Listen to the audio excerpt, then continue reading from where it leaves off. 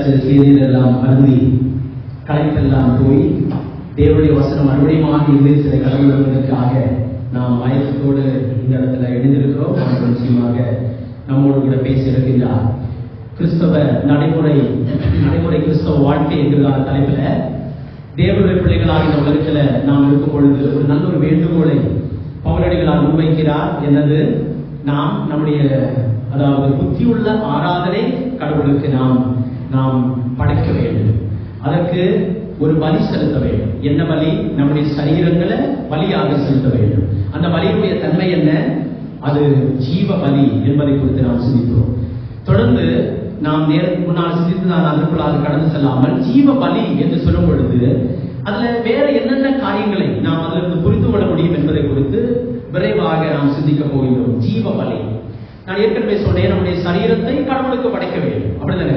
எப்போதுமே பிசாசு அவன் டார்கெட் பண்றது நம்முடைய சரீரத்தை தான்.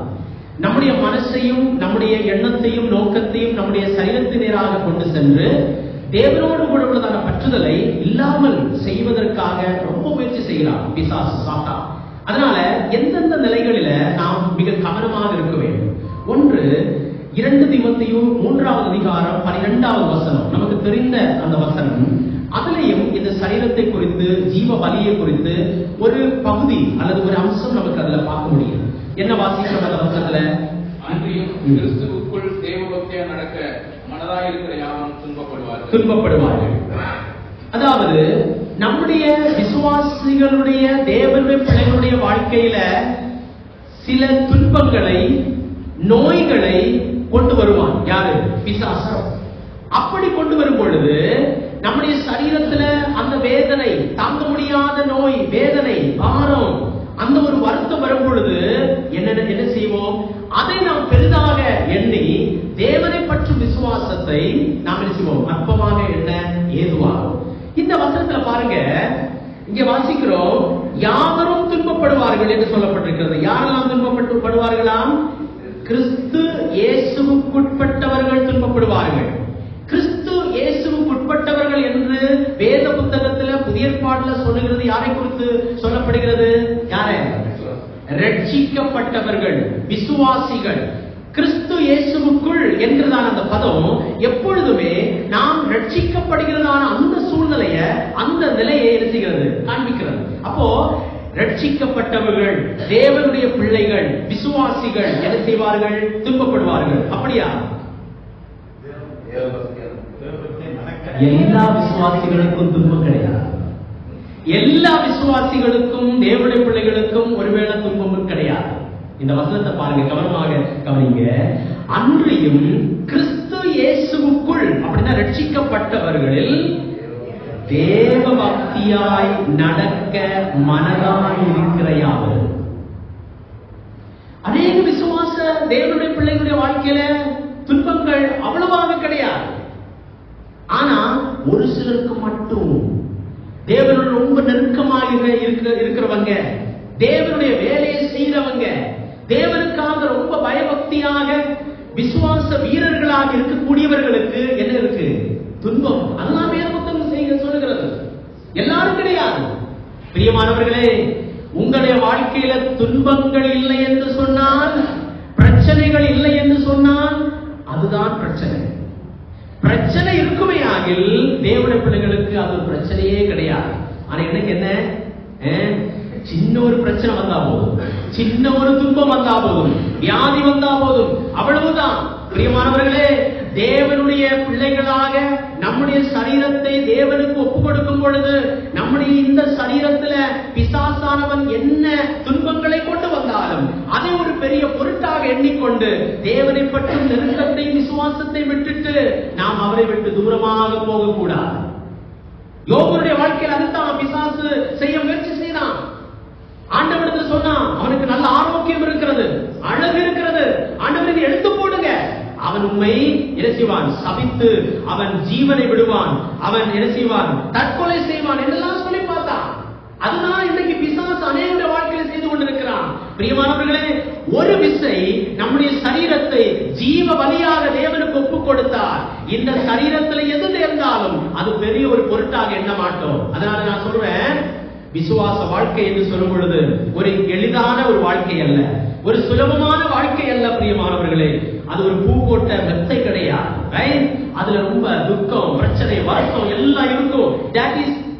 அதுதான் ஒரு நார்மலான கிறிஸ்தவ வாழ்க்கை. பிரச்சனை உள்ளதுதான் ஒரு நார்மலான கிறிஸ்தவ வாழ்க்கை. ஆனா அதன் நடுவில் தேவன் தருவார் சமாதானம், சந்தோஷம், அதாவது சாட்டிஸ்பாக்சன், அதாவது என்ன, திருப்தி. இதெல்லாம் தான் கிறிஸ்தவ வாழ்க்கை.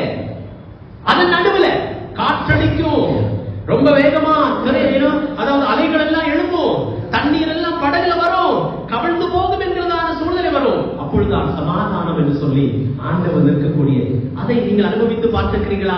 எவ்வளவு சூப்பரான வாழ்க்கை! ஐயோ இவ்வளவுதான் என் வாழ்க்கைன்னு சொல்லி அப்படிப்பட்ட ஒரு நிலைமையிலையும் ஆண்டவர் நம்மை விழுந்து விடாமல், நொறுங்க விடாமல் தாங்கக்கூடிய வாழ்க்கை. தாழ்வாக செல்லக்கூடிய நேரத்துல ஆண்டவர் அங்கே வந்து நம்மை அவருடைய கரங்களில வகித்துக் கொண்டு மேலாக பறக்கக்கூடிய எவ்வளவு பெரிய வாழ்க்கை! அந்த ஒரு வாழ்க்கை கிறிஸ்தவ வாழ்க்கை, அது நமக்கு தேவை. ஆனா இந்த நேரத்துல தான் பிசாசு வருவான், இந்த சூழ்நிலைகளில் தான் பிசாசு கடந்து வருவான். ஆனா ஆண்டவராய் இயேசு கிறிஸ்து இந்த நேரத்துல எல்லாம் என்ன சொல்றா தெரியுமா? நமக்கு தெரிந்த இந்த வசனம் யோவான் 16:33 வசனம்.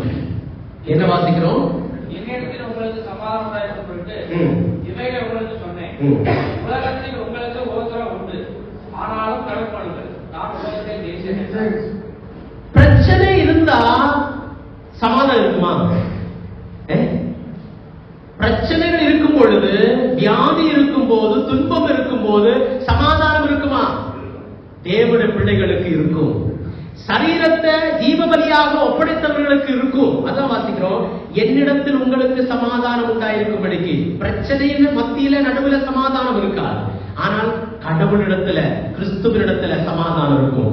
கிறிஸ்துவுக்குள் சந்தோஷம் இருக்கும். பிரச்சனை இருந்தாலும், பாடுகள் இருந்தாலும், கிறிஸ்துவுக்குள் நமக்கு என்ன சந்தோஷம் இருக்கணும், இருக்க வேண்டும். இங்க வாசிக்கிறான்னு சொல்றாரு, திடன் கொள்ளுங்கள், தைரியமாயிருங்கள், உலகத்தில் உங்களுக்கு உபத்திரவம் உண்டு, ஆனாலும் திடன் கொள்ளுங்கள், தைரியமாயிருங்கள். ஆண்டவர் சொல்றாரு, நான் உலகத்தை ஜெயித்தேன்.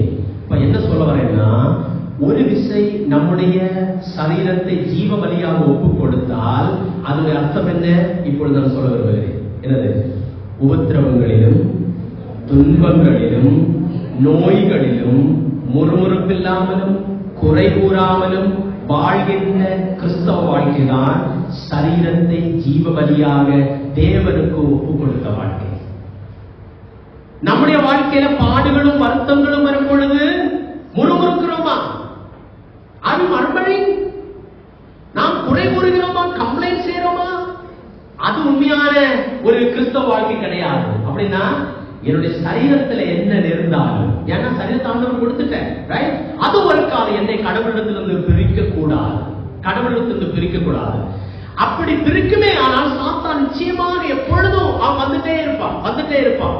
இயேசு கிறிஸ்து 40 நாள் என்ன செய்தார்? உபவாசம் இருந்தார், சாப்பிடாம இருந்தார், ரொம்ப பசியா இருந்தார். அந்த நேரத்தில் அந்த நேரத்துல நீங்க பசியா இருக்கீங்களா? சாத்தான் வருவான். நோய், வியாதி, வருத்தம் இருக்குமே, ஆனால் அந்த நேரத்தில் வருவான். ஆபத்து அந்த நேரத்தில் வருவான், சாத்தான் வருவான். ரொம்ப கவனமா இருக்கணும். பல வழிகளில் வரலாம். நெருங்கிய நண்பர்கள் மூலமாக வரலாம், ஒருவேளை நெருங்கிய விசுவாசிகள் மூலமாக வரலாம். அவனை பார்த்து முகாமுகமாக நின்று அப்பாலே போ சாத்தானே என்று சொல்லணும். எண்ணங்கள் கொண்டு வரலாம். பைபிள் சொல்றது, பிசாசுக்கு இடம் கொடுக்க கூடாது. அவன் கதவை திறந்து வரமாட்டான், நாம திறந்தாதான் வருவான். நாம என்ன செய்யறது தெரியுமா? ரோட்ல போற பிசாச ரொம்ப வான்னு சொல்லி அவனை எப்படி வரவேற்று கொண்டு வர்றோம். அப்படி கிடையாது பிரியமானவர்களே. பிசாசுக்கு எவ்வளவு வேணும் இடம் கொடுக்காம நம்முடைய வாழ்க்கையில எது நேர்ந்தாலும், பிரச்சனை வந்தாலும், துன்பங்கள் வந்தாலும், அந்த சூழ்நிலையில நாம் என்ன செய்யறோம்? எந்த குறை கூறாமலும், ஆண்டவர் எதிர்த்து பேசாம, கேள்வி கேட்காம நாம் என்ன செய்யறோம்? முறுமுறுக்காம அந்த வாழ்க்கையில முன்னால போறதுதான் ஜீவ பலியாக நம்முடைய சரீரத்தை ஒப்பு கொடுத்த வாழ்க்கை.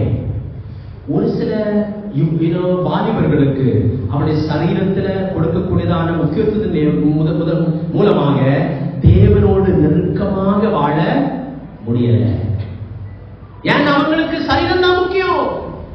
சரீர அழகுதான் முக்கியம், சரீரத்தை குறித்ததான காரியம் தான் எல்லாம் தான் முக்கியம். அப்படி அல்ல பிரியமானவர்களே, அது ஜீவ பலியாக கடவுளுக்கு ஒப்படைக்கிறார். அதை குறித்து அடுத்ததாக நாம பார்க்க போறோம். என்ன பார்க்க போறோம்? ஒண்ணு என்னது? சரீரத்தை நாம ஜீவபலி ஒப்பு கொடுத்தா சரீரத்துல எந்த உபத்திரமும் துன்பம் வியாதி வந்தாலும் குறுகுறுக்காம குறைகுறாமல் கேள்வி கேட்காம ஆண்டவரை பின்பற்றுகிறது. 2 இந்த வசனத்தை வாசிங்க. கலாத்தியர் 2வது அதிகாரம் 20வது வசனம். கிறிஸ்துவுடனே கூட சிலுவையில் அறையப்பட்டேன், ஆயினும் பிழைத்திருக்கிறேன். இனி நான் அல்ல, கிறிஸ்துவே எனக்குள் பிழைத்திருக்கிறார். நான் இப்பொழுது மாம்சத்தில் பிழைத்திருக்கிறதோ என்னில் அன்பு கொண்டு எனக்காக தம்மை தாமே ஒப்பு கொடுத்த தேவனுடைய குமாரனை கொண்டு விசுவாசத்தாலே பிழைத்திருக்கிறேன். ஓகே, இந்த வசனத்துல ஜீவ பலியாக சரீரத்தை ஒப்படைத்ததனுடைய 2வது ஒரு அர்த்தம், ஒரு பொருள் நாம் அதை தொடர்ந்து சிந்திக்க போகின்றோம். அது என்ன? சிலுவையில் அறையப்பட்ட வாழ்க்கைதான் சரீரத்தை ஜீவ பலியாக தேவனுக்கு ஒப்பு கொடுக்கப்பட்டதான வாழ்க்கை. எப்பொழுது? கிறிஸ்துவுடனே கூட சிலுவையில் அறையப்பட்ட வாழ்க்கை. நாம் ரட்சிக்கப்பட்டதான நேரத்தில் என்ன நடந்தது தெரியுமா? என்ன நடந்தது? நாம் கிறிஸ்துவுடனே கூட பாவத்திற்கு மரித்து அடக்கம் செய்யப்பட்டு நீதிக்காக உயிர்த்தெழப்பட்டிருக்கின்றோம். அது ரகசியமாக தேவனோடு கூட நம்முடைய வாழ்க்கையை, அதாவது கிறிஸ்துவிடத்தில் விசுவாசம் வைத்து ஆண்டவரை ஏற்றுக்கொண்ட பொழுது நடந்ததான ஒரு சம்பவம். நாம் ஞான ஸ்நானம் பெற்ற போது என்ன செய்கிறோம்? எல்லாருக்கும் முன்பாக நாம் சொல்றோம், தண்ணீர்ல நான் இருக்கிறேன், இறங்கக்கூடிய நேரத்துல கிறிஸ்துவனோடு கூட அதாவது மரித்து இருக்கிறேன். அதற்குள்ளாக இருக்கும் பொழுது கிறிஸ்துவுடனே கூட அடக்கம் செய்யப்பட்டிருக்கின்றேன். தண்ணீரிலிருந்து வெளியே வரக்கூடிய நேரத்தில் நான் எல்லாருக்கும் முன்னாக சொல்றேன், நீதிக்காக கிறிஸ்துவுடனே கூட பிழைத்திருக்கிறேன். அந்த காரியத்தை அன்றிலிருந்து நம்முடைய வாழ்க்கையில நிறைவேற்றிக் கொண்டே இருக்க வேண்டும். நான் மரித்திருக்கிறேன். யாருக்கு? பாவத்திற்கு மரித்திருக்கிறேன். யாரோடு கூட? கிறிஸ்துவுடனே கூட மரித்திருக்கிறேன். சிலுவையில் அறையப்பட்டிருக்கிறேன். நீ இறங்கி வா என்று சொன்னால் இறங்க முடியாது. ஏன்? சிலுவையில் இரு கரங்களும் கால்களும் அங்கே ஆணி அடிக்கப்பட்டிருக்கிறது. நான் விரும்புகிறபடி என்னுடைய கையை பயன்படுத்த முடியாது. ஏன்? அங்கே அறையப்பட்டிருக்கிறது. நான் விரும்பக்கூடிய பாவமான பாதையில எனக்கு செல்ல அனுமதி இல்லை. ஏன்? என்னுடைய கால்கள் அங்கு ஆணிகளால் அடிக்கப்பட்டிருக்கிறது. இனி பிழைக்கணும்னா என்னால முடியாது. அங்கே வாசிக்கிறோம், ஆயினும் இனி நான் அல்ல. அதுதான் பவுல் சொன்னாரு, நான் சாகிறேன், நான் சாகிறேன், என்னுடைய கை சாகிறது, என்னுடைய கால்கள் சாகிறது. எனக்காக நான் இனி பிழைக்க முடியாது, பிழைக்க கூடாது. சாகடிக்கணும், சாகடிக்கணும். என்னுடைய ஒவ்வொரு பாவ சிந்தனைகள், பாவ யோசனைகள் நான் ஒவ்வொரு நிமிடம் சாகடித்துக் கொண்டே இருக்கணும். அது மதிக்க வேண்டும், அதை கொல்ல வேண்டும். வாசிக்கிறோம், கிறிஸ்துவே எனக்குள் பிழைத்திருக்கிறார், கிறிஸ்து எனக்குள் பிழைத்திருக்கிறார் என்று அங்கே வாசிக்கிறோம். அதனால நான் சொல்றேன், கிறிஸ்து எனக்கு ஜீவன், கிறிஸ்து என்னில் பிழைத்திருக்க வேண்டும், நான் சாக வேண்டும், இனி நான் அல்ல என்கிறதான சிந்தனை எப்பொழுதுமே அன்பான தேவனுடைய பிள்ளைகளே நம்முடைய இருதயத்துக்குள்ளாக நம்முடைய மனதில் இருந்து கொண்டே இருக்க வேண்டும், இருந்து கொண்டே இருக்க வேண்டும். நாம் பிழைக்கும் பொழுது பிழைத்திருக்க வேண்டியது கிறிஸ்து மட்டும்தான். நான் பேசும் பொழுது கிறிஸ்து பேச வேண்டும், நான் பார்க்கும் பொழுது கிறிஸ்து பார்க்க வேண்டும். இந்த நேரத்துல, இந்த நிமிடத்துல கிறிஸ்து இங்கே இருந்தால் எப்படி செயல்பட்டிருப்பார், அதே போல நான் செயலாற்ற வேண்டும். நண்பர்களோடு கூட இருக்கக்கூடிய நேரத்துல, what would Jesus do in this particular time?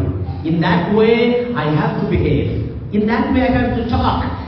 மற்றவர்கள் பார்க்கக்கூடிய நேரத்துல எப்படிப்பட்ட காரியங்களை பார்க்கிறாங்க, எப்படிப்பட்ட வார்த்தைகளை நாம் பேசுறோம் பிரியமானவர்களே. ஒருவேளை வாக்குவாதங்கள் வரக்கூடிய நேரத்துல நாம் கிறிஸ்துவை போல என்ன செய்ய வேண்டும்? அந்த இடத்துல இடைபட வேண்டும். நம்முடைய மாம்சம் அங்கே உயர்ந்து வரக்கூடாது, மாம்சம் அங்கே மறிக்க வேண்டும். இங்க வாசிக்கிறோம், அவர் சொல்றார், நான் இப்பொழுது மாம்சத்தில் பிழைத்திருக்கிறதோ. இந்த மாம்சம் என்ன மாம்சம்? பாவ சுபாவம் கிடையாது, சரீரம். சரீரம் சும்மா சொல்றார், நான் ஜீவனுள்ளவனாக இருக்கிறதோ என்னில் அன்பு கூர்ந்து எனக்காக தம்மை தாமே ஒப்பு கொடுத்த தேவனுடைய குமாரனை பற்றும் விசுவாசத்தினாலே பிழைத்திருக்கிறேன். கர்த்தருக்காக நான் இந்த சரீரத்துல நான் உயிர் வாழும் பொழுது, இந்த சரீரத்துல நான் உயிர் வாழ்ந்து தேவனுக்காக நான் செய்ய வேண்டும், பிழைத்திருக்க வேண்டும். இந்த சரீரத்தை என்னுடைய பாவ இச்சைகளுக்காக பிழைத்திருக்க அனுமதிக்க கூடாது என்பதைதான் திரும்ப திரும்ப சொல்கிறார். ஒரு வசனத்தை கூட வாசிக்கலாம். கலாத்தியர் நிருபம் 5வது அதிகாரம் 24, 25 வசனங்கள். கிறிஸ்துவுடையவர்கள் தங்கள் மாம்சத்தையும் அதன் ஆசை இச்சைகளையும் சிலுவையில் அனுபவித்தார்கள். நாம் ஆவினாலே நினைத்திருந்தால் ஆவி கேட்டபடி கடக்கவும் கடக்கும். முன்னாடி நான் சொன்னேன், இந்த ஆராதனை எப்படிப்பட்ட ஆராதனை? புத்தி உள்ள ஆராதனை. இதை நீங்க கேட்கும்போ உங்க புத்தி செயலாற்றணும். ஏன்னா திரும்ப திரும்ப பிழைப்பு, மரணம், வாழ்வு இன்னும் இப்படியே நம்ம பேசிட்டு இருக்கோம். அப்படிதானே? ஒருவேளை அப்படி இருக்கும்போது சாத்தா சொல்லுவா தூங்கு தூங்கு, அப்படி கிடையாது. இல்ல, நாம ரொம்ப கவனமாக புத்தியில இதை மனதில் கொண்டு வந்து அதை நாம் நன்றாக புரிந்து கொண்டு வாழ்க்கை என்ன செய்யலாம்? நிறைவேற்றலாம். எப்படி நிறைவேற்றலாம்? சாகடிக்கணும் இப்படிப்பட்ட ஆசைகளை. இனி கொஞ்சம் கூட விளக்கமாக முன்னால நான் பார்த்தோம். இப்போ என்ன நம்ம படிச்சுட்டு இருக்கோம்? ஜீவ பலியாக ஒப்படைக்கிறது என்று சொன்னால் சிலுவையில் அறையப்பட்ட வாழ்க்கை. அது ஏற்கனவே சொன்னோம். சிலுவையில் நாம் அறையப்பட்டவர்களாக பிழைத்திருக்கிறது கிறிஸ்துவாக இருக்க வேண்டும். கொஞ்சம் கூட விளக்கமாக இந்த 5வது அதிகாரத்துல 24, 25லையும் எப்படி பிழைத்திருக்கணும்னு விளக்கமாக சொல்றாரு பவுலடிகளார். என்ன சொல்றாரு? கிறிஸ்துவினுடையவர்கள் தங்கள் மாம்சத்தை என்ன செய்திருக்கிறார்கள்? சிலுவையில் அறைந்திருக்கிறார்கள். இந்த மாம்சம் எப்படி? இந்த மாம்சம்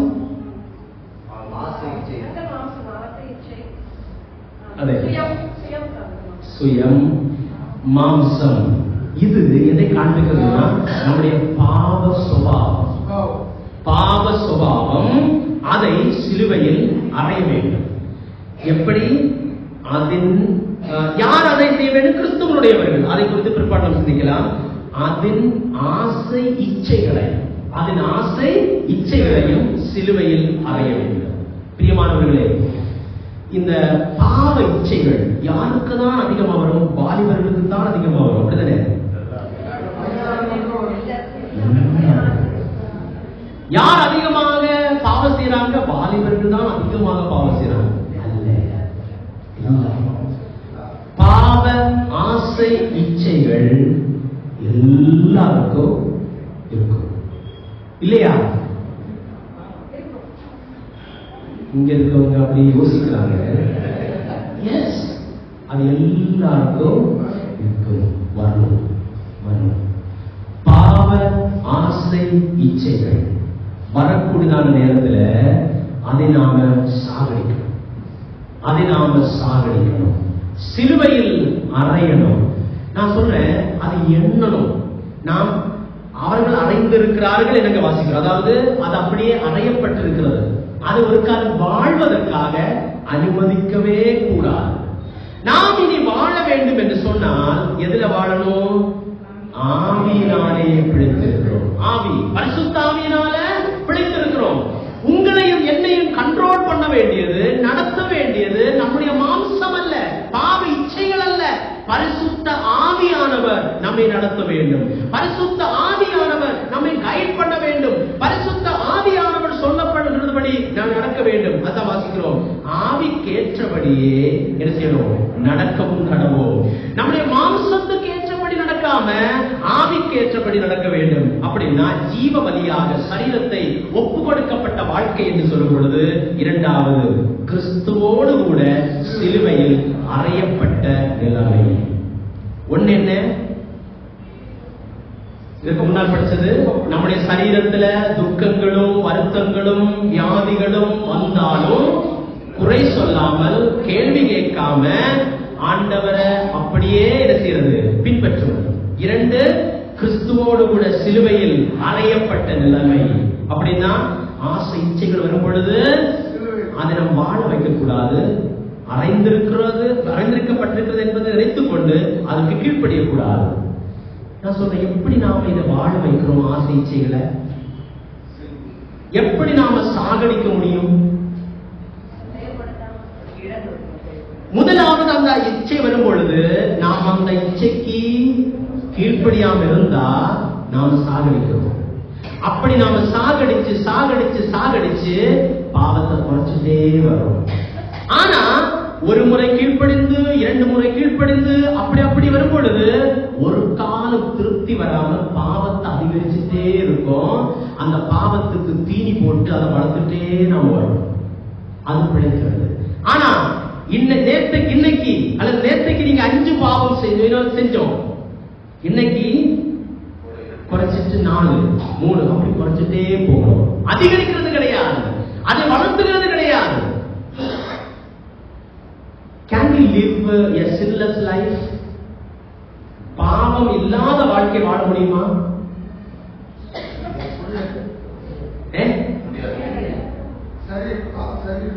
முடியாது. Can we live can we sin less life? Can we sin less? Sinless life impossible, but we can sin less. அப்படின்னா பாவத்தை குறைச்சிட்டே வரணும். அதுக்கு நாம ரொம்ப கவனமா இருக்கணும். ஒவ்வொரு நாளும் குறைச்சிட்டு வரணும். தொடர்ந்து நாம சிந்திக்க போறோம் அதை குறித்து. இனி 3வது ஒரு அறிவு, இந்த வசனத்தை வாசிக்கலாம். ரோமர் 6:12-13 வசனம். ரோமர் 6:12-13. ஆகையால் நீங்கள் சரீர இச்சையின்படி பாவத்துக்கு கீழ்ப்படியத்தக்கதாக சாவுக்கு எதிரான உங்கள் பாவம் ஆளாதிருப்பதாக நீங்கள் உங்கள் அவைகளை அநீதி நியாயங்களாக பாவத்துக்கு ஒப்புக்கொடாமல் உங்களை மதித்தோர் என்று பிழைத்திருக்கிறவர்களாக தேவனுக்கு ஒப்புக் கொடுத்து உங்கள் அவைகளை நீதிக்குரிய ஆயுதங்களாக தேவனுக்கு ஒப்புக் கொடுங்கள். ஜீவனுள்ள பலியாக சரீரத்தை ஒப்படைப்பது என்று சொல்லும் பொழுது நாம் புரிந்து கொள்ள வேண்டியது, நம்முடைய சரீரத்துல பாவம் ஆளுகை செய்யக்கூடாது. பாவம் ஆளுகை செய்யக்கூடாது. பாவம் நம்மை கட்டுப்படுத்தக்கூடாது. எதுல? சாவுக்கேதுவான உங்கள் சரீரத்தில். நம்முடைய இந்த சாவுக்கேதுவான சரீரத்தை பாவம் ஆளுகை செய்வதற்காக ஒப்புக் கொடுக்க கூடாது. எப்போது நாம் அதை ஒப்புக் கொடுக்கிறோம்? சரீர இச்சைகளுக்கு கீழ்ப்படியக்கூடியதான நேரத்தில் அதை நாம் செய்கிறோம். ஆனா கீழ்ப்படியாமல் இருக்கும் பொழுது பாவம் நம்மை ஆளுகை செய்யாது. பாவம் நம்மை ஆளுகை செய்யாது. பாவம் ஆளுகை செய்யாது. யார் நம்மை ஆளுகை செய்வது? பழைய ஏற்பாட்டில் ஆதியாகமம் 4வது அதிகாரத்தை வாசித்தால் அந்த இடத்துல ஒரு பாவம் நடந்தது. எந்த பாவம்? காயின் என்ன செய்தான்? ஆபேலை கொன்றான். அப்படி கொன்றதான நேரத்துல தேவன் காயினோடு கூட இப்படியாக ஒரு காரியத்தை சொல்றாரு. என்ன சொல்றாரு? பாவம். அந்த வசனத்தை வாசிக்கலாமா? 4வது அதிகாரம் 6வது வசனம். அப்படிதானே? 4:6. அப்பொழுது கர்த்தர் காயினை நோக்கி, உனக்கு ஏன் எரிச்சல் உண்டாயிற்று? இல்ல சாரி, பாவம் 9வது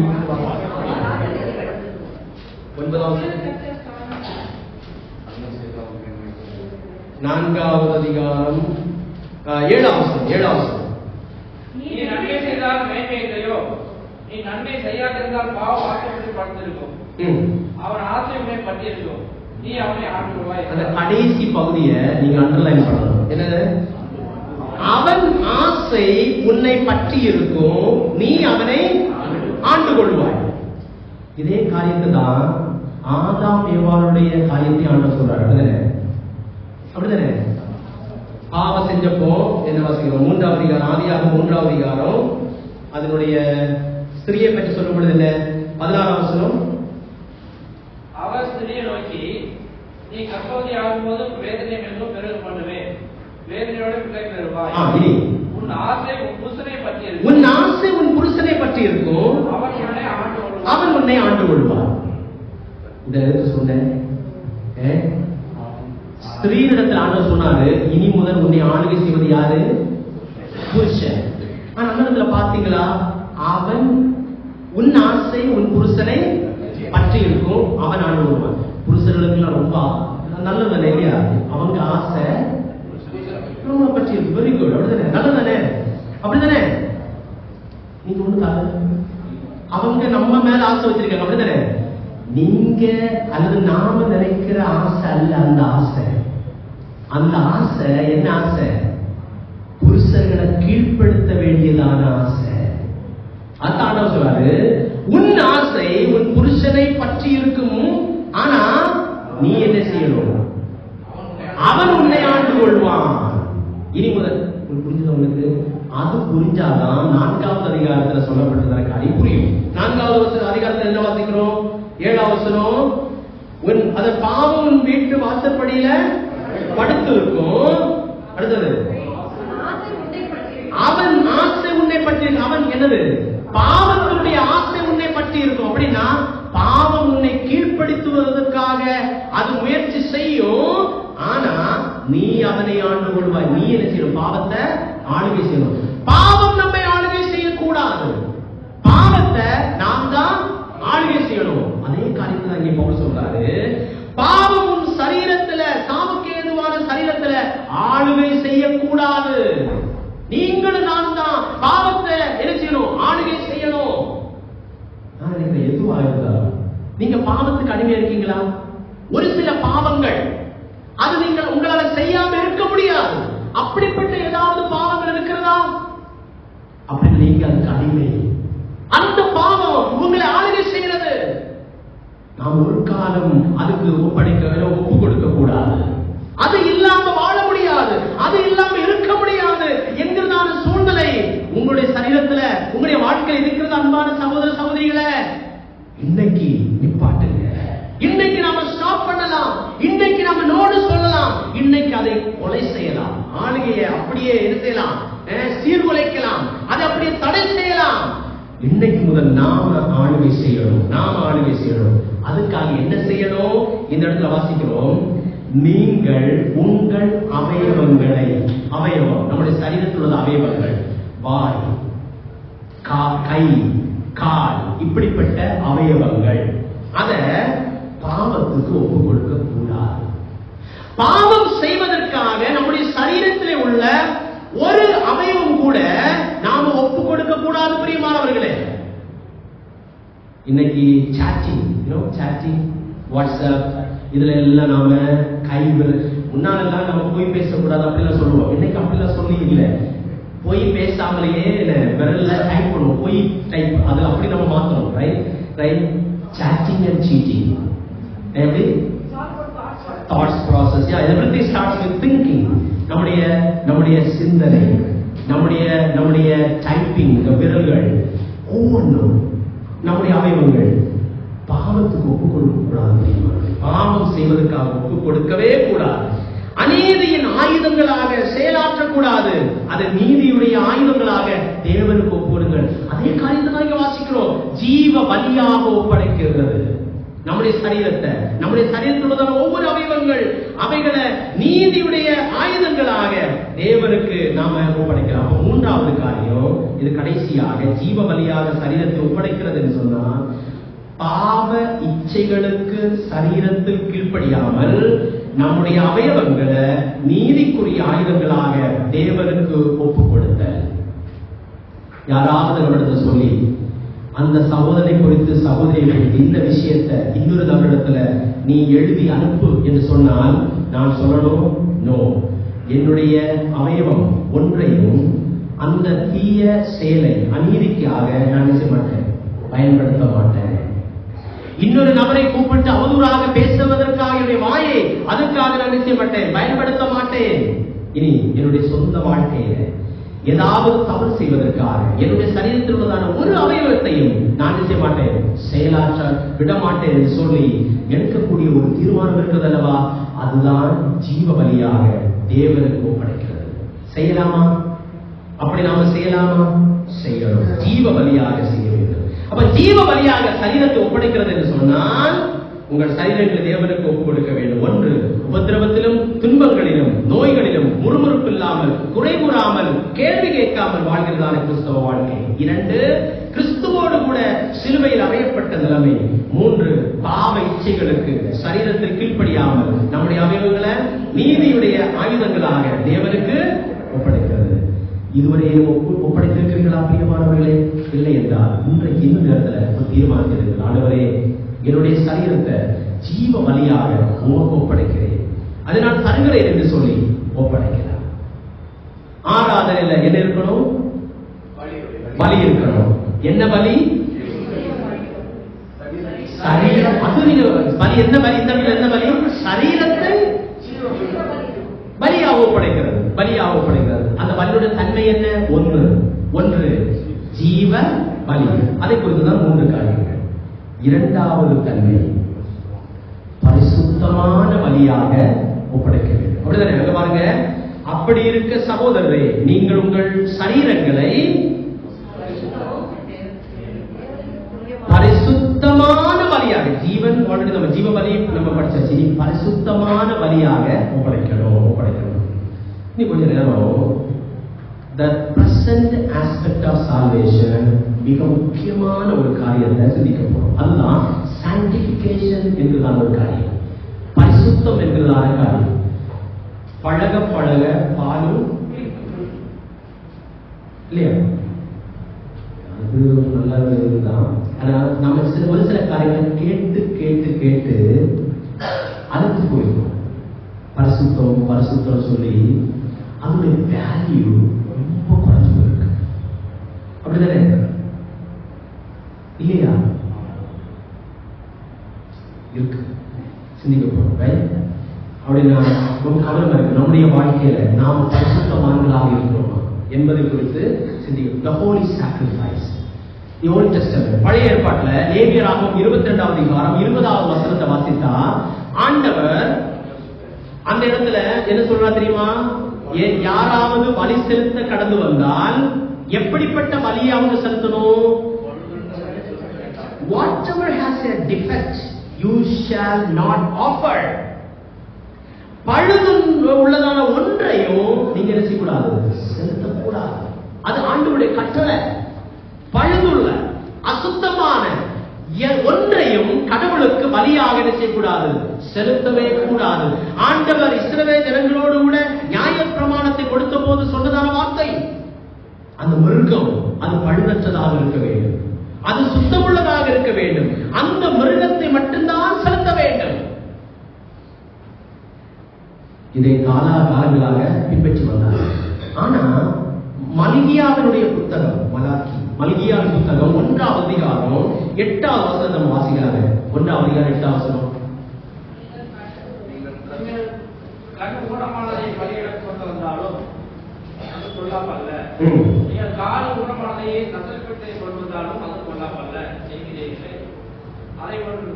அதை நீக்கி செலுத்து, அவர் உண்மையில் பிரியமாக இருப்பார். போதும். இந்த இடத்துல இந்த மல்கியாவினுடைய புத்தகம் எப்பொழுது எழுதப்பட தெரியுமா? எப்பொழுது? கிமு 400. அதாவது இஸ்ரவேல் ஜனங்கள், யூத ஜனங்கள், அவர்கள் வாழ்ந்து வந்ததான அந்த தேசத்துல ஆண்டவர் என்ன செய்தார்? தீர்க்கதரிசிகளை அனுப்பி சொன்னாரு, நீங்க பாவம் செய்யறீங்க, கடவுளிடத்துல வாங்க, பாவம் செய்யறீங்க, மனம் திரும்புங்கன்னு சொல்லி சொல்லி சொல்லி மனசு ரொம்ப மறத்து போய் கர்த்தருடைய வார்த்தையை ரிஜெக்ட் பண்ணி இருக்கக்கூடிய சூழ்நிலையில கடைசியில என்ன செய்தது? நியாய தீர்ப்பு வந்தது. எங்க போனாங்க? பாபிலோன் ஆண்டவர் கொண்டு போனாரு. 70 ஆண்டுகள் அவர்கள் என்ன செய்தார்கள்? பாபிலோன் தேசத்தில் இருந்தார்கள். அதுக்கப்புறமா திரும்ப வர்றாங்க, ஆண்டவர் திரும்ப கொண்டு வர்றாரு.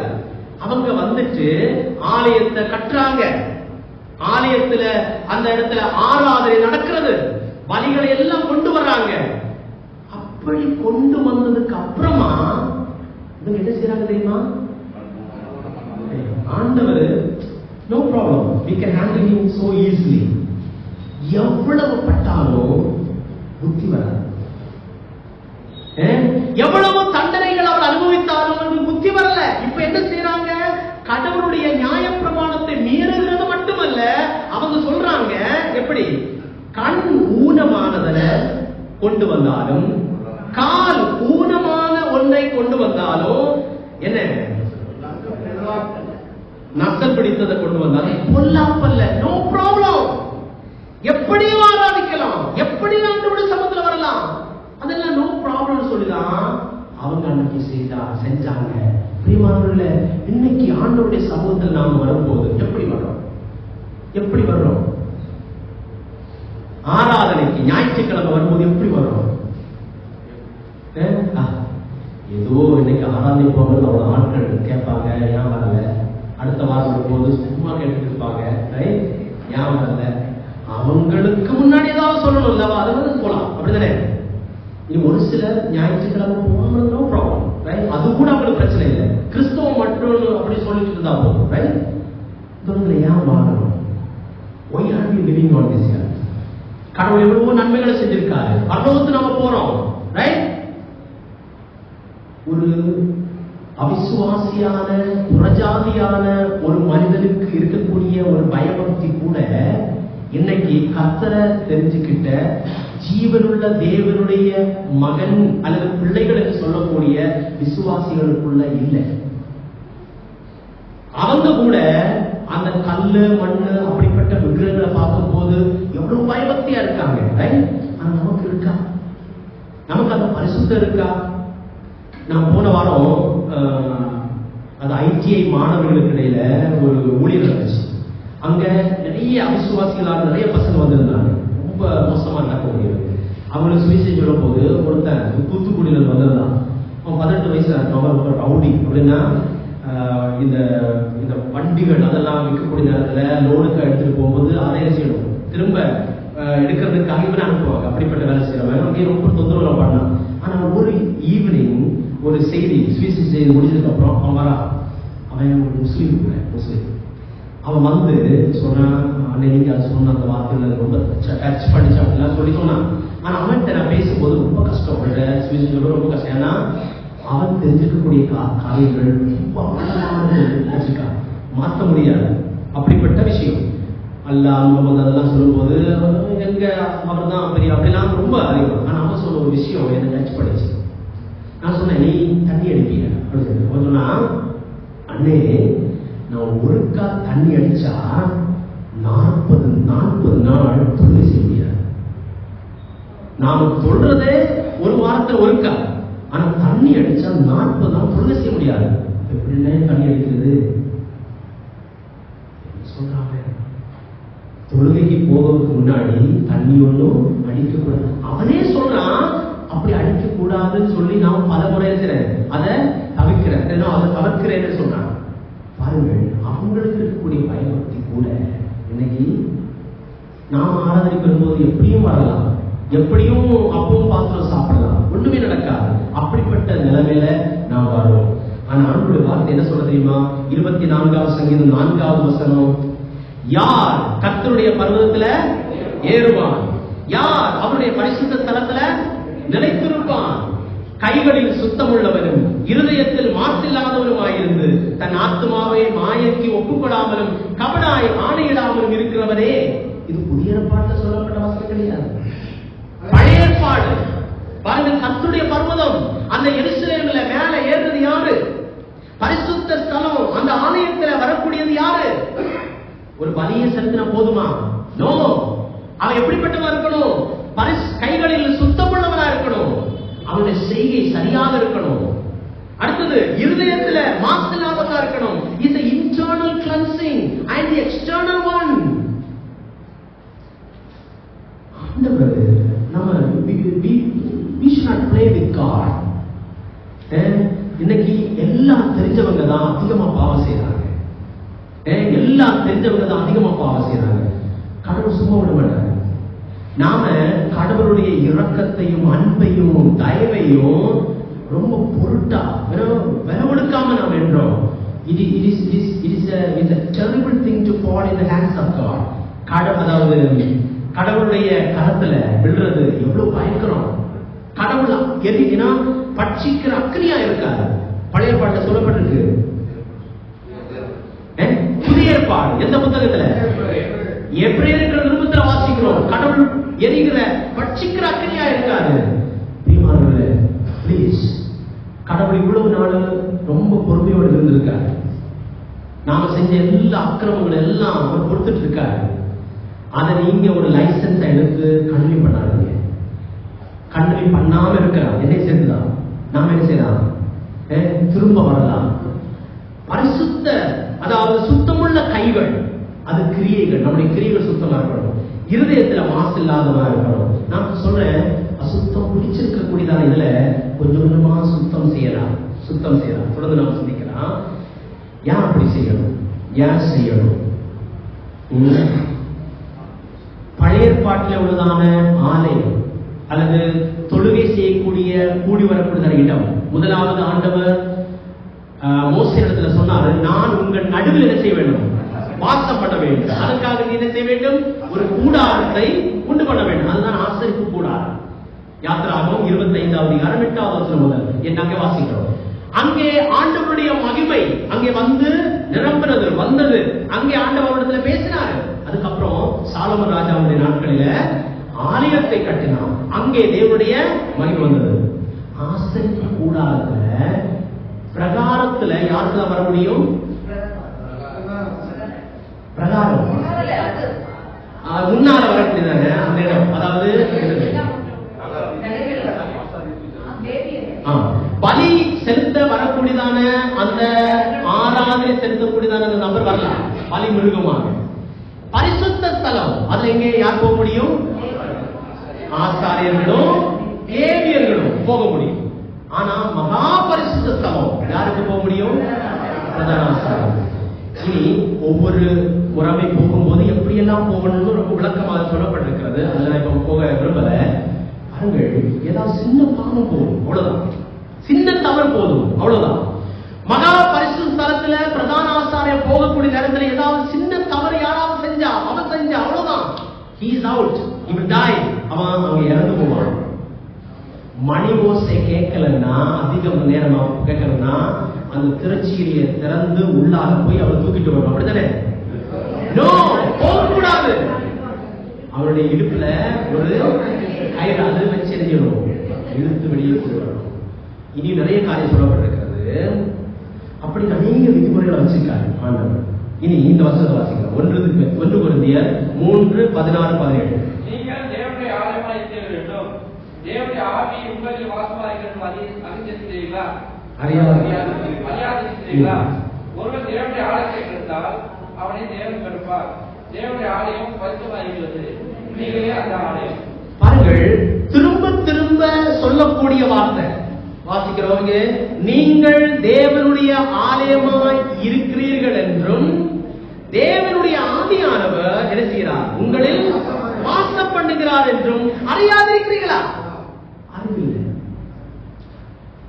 அறிந்திருக்கிறோம், ஆனா அறியாதது மாதிரி நடக்கிறோம். அப்படித்தானே? நாம் தேவனுடைய ஆலயமாய் இருக்கிறோம். நமக்குள்ளால பரிசுத்த ஆவியானவர் வாசம் பண்ணுகிறார். பரிசுத்த ஆவியானவர் இருக்கிறார். அவங்களுக்கு ஒரு சில சொல்வாரு, நமக்கு என்ன ஆவி இல்ல, அப்படித்தானே? ஒரு சில சொல்றாங்க, பிரதர் விசுவாசிகளுக்கு என்ன இல்ல, ஆவி இல்ல. அது உங்களுக்கு இருக்கிறதா? இருக்கு. எப்போ கிடைச்சது? அதுக்கு ஒரு அத்தாட்சி என்ன, ஆதாரம் என்ன? இல்ல அது சாரி, இல்ல அது ஓகே, அது சரிதான். வசனம் வசனம் நமக்கு அத்தாட்சி அல்லது ஆதாரம் வசனம் தானே.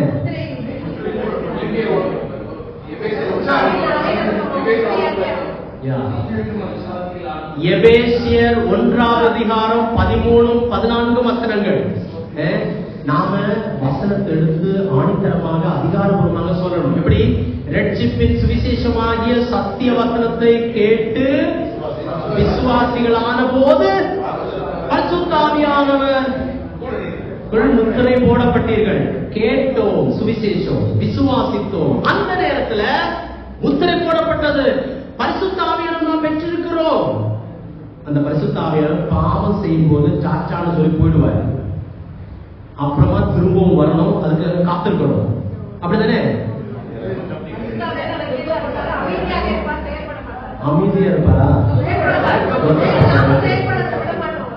எது வரைக்கும் பரிசுத்த ஆவியானவர் இருப்பார்? பாவம் செய்யறது வரைக்கும்,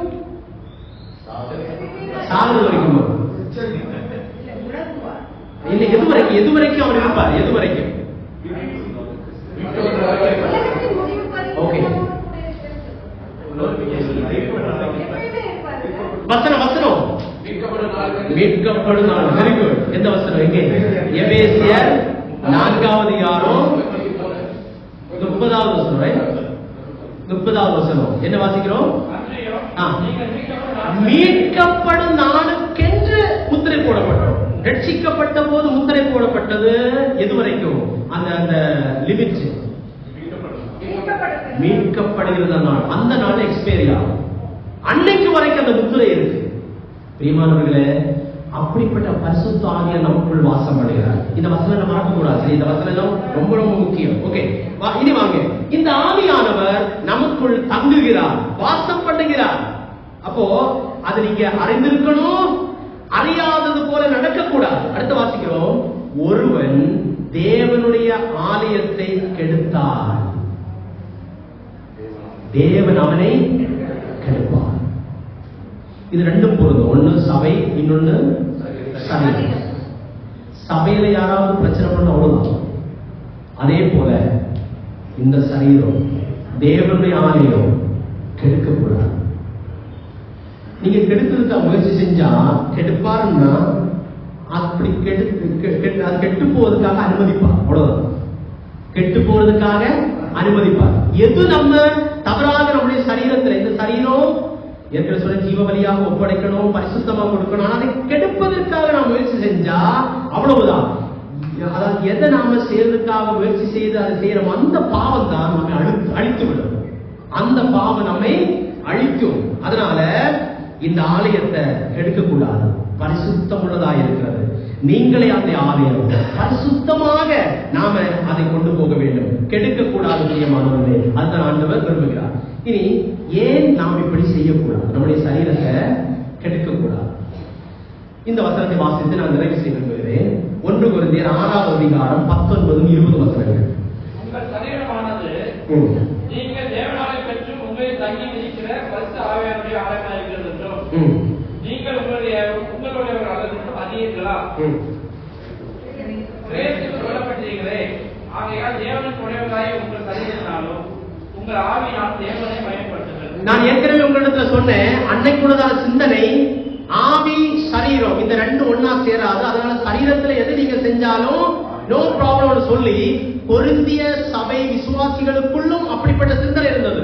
அதனால துன்மார்க்கங்களிலும் விபச்சாரத்திலும் பாவத்திலும் அசுத்தமான பாவங்களை செஞ்சு அவங்க வாழ்ந்திருந்தாங்க. அவங்களோட சொல்றாரு, உங்கள் சரீரமானது என்ன? தேவனாலே பெற்று வந்தது, உங்களில் தங்கி இருக்கிற பரிசுத்த ஆவியானவருடைய ஆலயமாக இருக்கிறது. உங்கள் சரீரம் பரிசுத்த ஆவியானவர் நம்மில் வாசம் செய்கிறார்.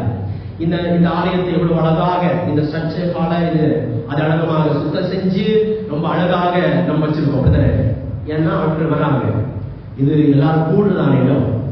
நம்முடைய சரீரத்தை ஆண்டவர் வாசம் பண்ணக்கூடியதான அந்த ஆலயம் வச்சுட்டு நாம் சுத்தம் செய்யறோமா பிரியமானவர்களே?